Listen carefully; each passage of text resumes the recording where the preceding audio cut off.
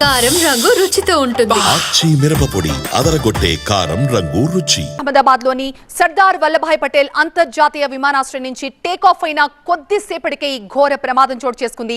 Airport కి కొద్ది దూరంలోని మేఘానీ నగర్ దగ్గర ఈ ఘోర ప్రమాదం జరిగింది. ప్రమాద సమయంలో ఫ్లైట్ లో మొత్తం క్యాబిన్ క్రూతో కలిపి 242 మంది ఉన్నారు. 12 మంది సిబ్బంది, మిగతా వాళ్ళంతా కూడా ప్రయాణికులుగా తెలుస్తోంది. వీళ్ళంతా కూడా అహ్మదాబాద్ నుంచి లండన్ కి బయలుదేరారు.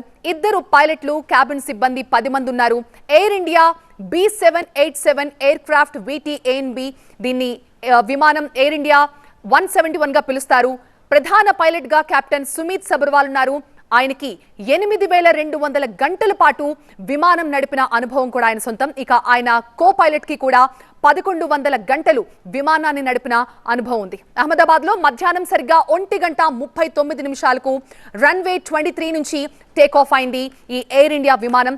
టేక్ ఆఫ్ కాగానే సాంకేతిక లోపం ఉన్నట్లుగా ATCకి మేడే కాల్ కూడా వచ్చింది పైలట్స్ నుంచి.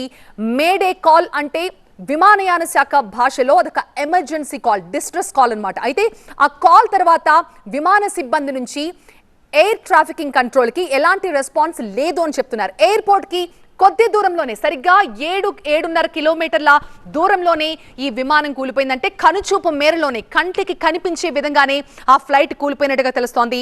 ప్రమాదానికి సాంకేతిక సమస్యలే కారణంగా DGCA భావిస్తున్నప్పటికీ దీంట్లో కుట్రకోణం ఏదైనా ఉందా అన్న యాంగిల్లో కూడా విచారణ జరగబోతోంది.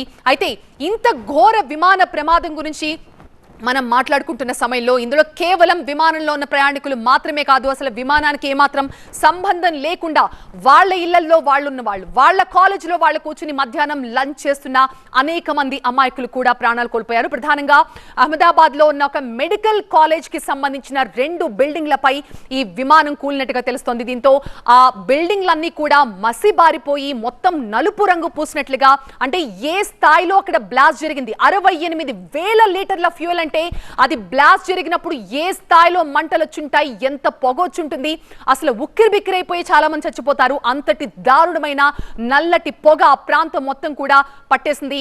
దీంతో అక్కడ లంచ్ కి కూర్చున్న మెడికోల్లో 20 మంది స్పాట్ లోనే ప్రాణాలు కోల్పోయారు. ప్రస్తుతం ఇంకా రెస్క్యూ కొనసాగుతోంది.